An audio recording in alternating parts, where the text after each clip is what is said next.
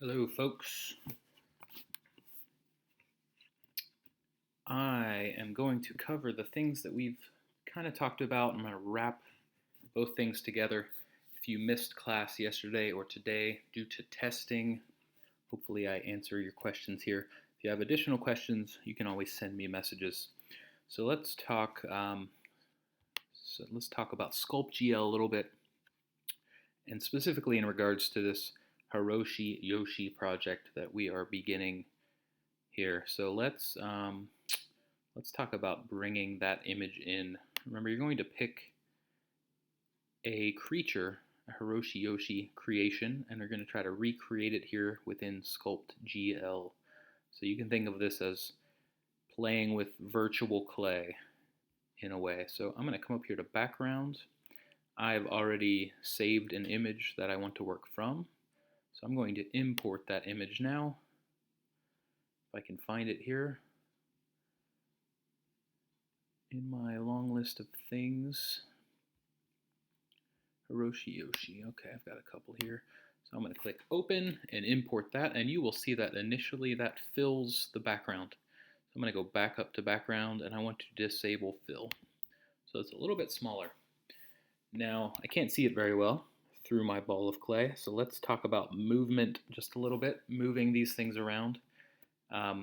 With my touchpad here, if you're using a mouse, this is actually a little more intuitive, but either way, it works fine. So I can click and rotate around my ball of clay here. I can click outside of the ball and rotate, or I can use two fingers and rotate in that way as well.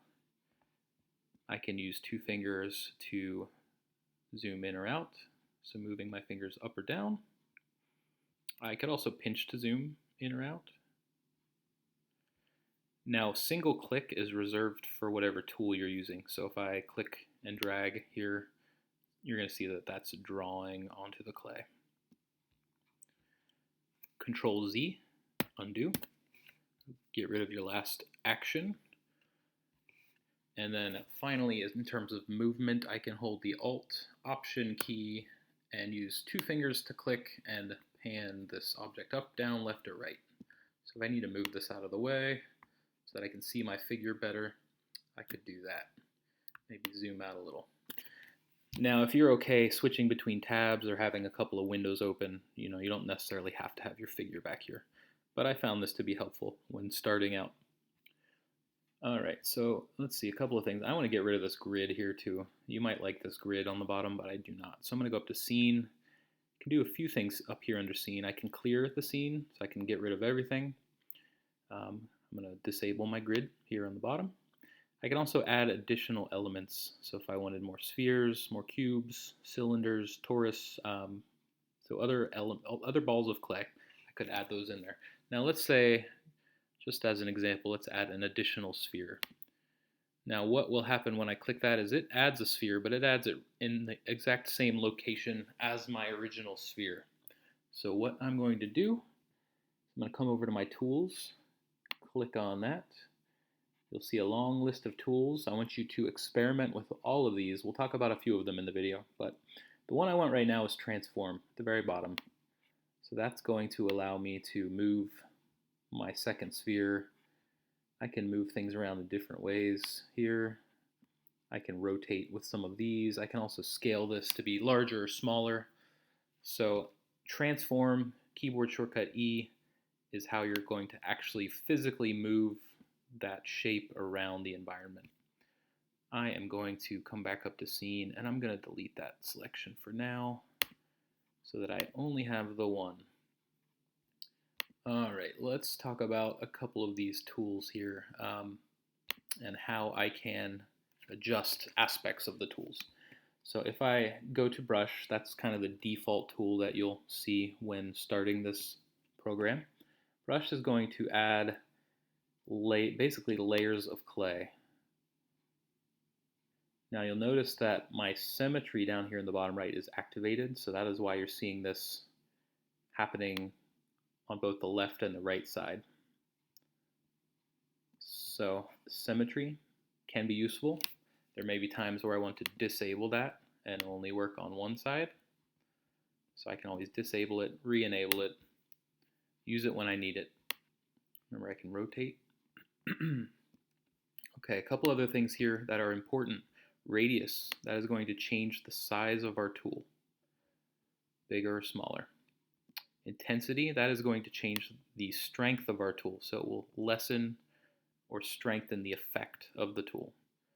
If I want that to be really intense, the smaller brush, I could do that. And you'll see that it builds the clay out much faster. So be careful with intensity. That tends to add, with certain tools, it will add increased pixelization, essentially, to areas, jagged edges, things like that, things you may not necessarily want. All right, so what are we doing here? So that was brush. So I'm not going to talk about each of these, but some are more self-explanatory than others. So inflate is going to kind of blow up certain areas. Actually, let's talk about one more thing first with brush that I failed to mention. Under intensity, we have negative. If I enable negative, you'll see that instead of pulling the clay out, I am now essentially pushing the clay in. So negative can be useful as well. Now, negative is not a feature for all of these tools, only certain tools. Be aware of that. But most of the tools you can adjust the radius at least, and the majority of them you can adjust intensity as well. Remember to strengthen or weaken the effect of the tool. Those are the most important things you'll have to worry about: radius, intensity, negative, and symmetry. All right, so let's say I want to start shaping this figure here. So I'm going to clear the scene real quick, and I'm going to add a brand new sphere. And I'm going to move that over again. All right, so once you determine which figure you're using, I would first try to decide which of these starting objects is going to be most helpful to you. For this guy, I think maybe a sphere for the head. I'll start with that. And then eventually I would maybe think about adding a second sphere for the torso, and then elongating that a little bit and dragging some arms and legs out. So let's say I'm starting with the head here. A useful tool for most of these creatures, because they're all simple in nature, they're all kind of bean shaped, you could say, is going to be the drag tool. So I'm going to click drag. I'm going to make it relatively big. I think it's probably a good size as is. I'm going to click and drag his head up a little bit.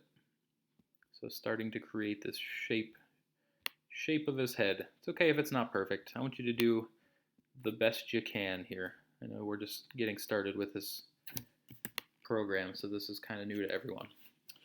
All right, so get the basic shape of the head. Maybe I want to make the cheeks a little puffier. I could drag those outward. You see I have symmetry on right now, so it's affecting both sides. Okay, so drag, very useful. Consider using drag at least to get started with the basic shapes of things. Let's talk about masks for a second, because those can also be very useful. So I'm going to go to masks, and I'm going to try to create these ears. Now think of masks as if we were masking an area that we do not want to edit. So I'm going to create a mask, but I'm going to leave a little slit here in the center so that I can drag out some of these ears. Okay, and you'll see that it's done that again on both sides. I think I'll use the drag tool again for this.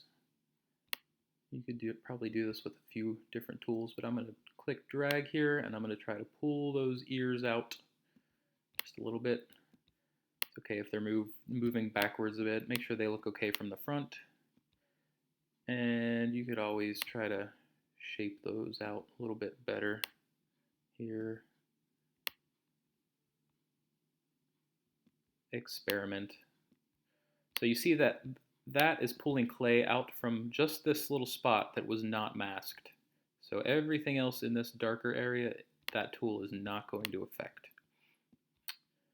All right, so I think I'm done with that mask, so I'm going to go back to masking and I'm going to click clear and it's going to get rid of that. Okay, so ears look okay. They could probably be a little more rounded on the edges, but I'll allow you time to manipulate things so everything is absolutely perfect, right? Okay, so let's see, crease. Let's show you crease. So any of these areas that are kind of indented a little bit, crease is useful for. Now this one you can do, again, the negative or not. So you'll see that with negative enabled, it's kind of pushing in. Let me just show you, if I disable that, it's going to kind of pull that clay out a little bit. Little creased area. I'm going to undo that because that doesn't look right. And my figure is probably not exactly to scale right now as is. That's okay. Just demonstrating the tools here. Okay, so let's leave that alone for now. So that was crease. So crease can be helpful if you need to kind of draw into the clay little details and elements and things. So play with crease. All right, what else do we have here? Ultimately, after sculpting, I do want you to try to paint some of this. So there is a paint tool specifically for that. You can come down here and choose your color. Now at first it might look like it's applying color to everything. It's not, it's just showing you the color that you have selected. When you let go, it goes back to normal.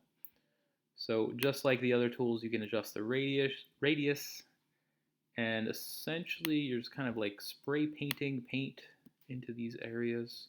You can paint your whole object if you want a solid base color. You could click paint all and you're good to go there. All right, so let's say I want to bring in another ball of clay here. So I'm going to add a new sphere. I'm going to go back to transform, and I'm going to move that new sphere down like so. All right, so now I have two different objects that I'm able to manipulate separately from one another. So you'll notice that the one you are able to manipulate, the one you're currently selecting, kind of highlights here. So it's a little brighter. So if I go down to this one, you'll see that this one becomes the brighter object. So then you can come in and do what you will to that. Again, I'll probably start with drag and maybe push. Let's see what's happening here. I want symmetry on. I'm going to maybe push the sides in a little bit, maybe drag it down just a little bit. And then I'm eventually probably going to drag the legs out of this thing too.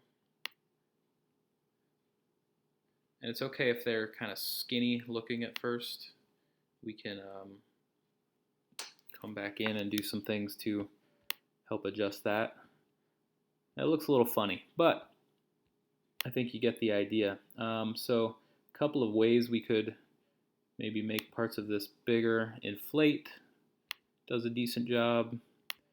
Now inflate, you kind of have to move your finger around and brush that in. Another decent thing for the task is local scale. So I could go down to the bottom here and kind of enlarge parts as well.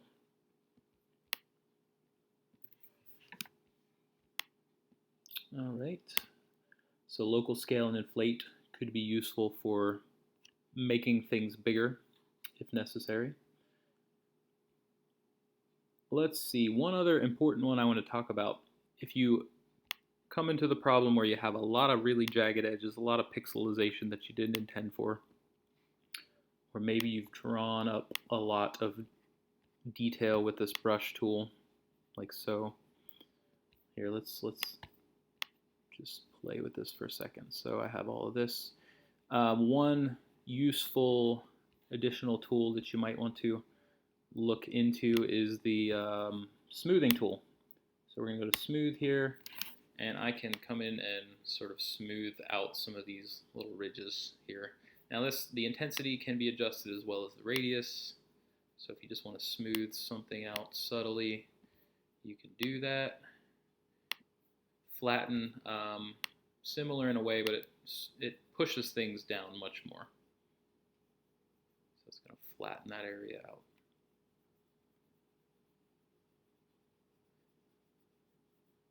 So really experiment with each of these brushes, because you'll find some to be more useful than others, and some will be useful in certain situations and others not so.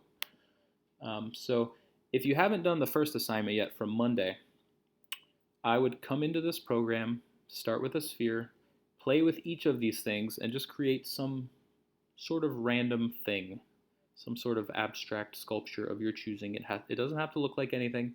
Have some fun with it. Learn how to use these.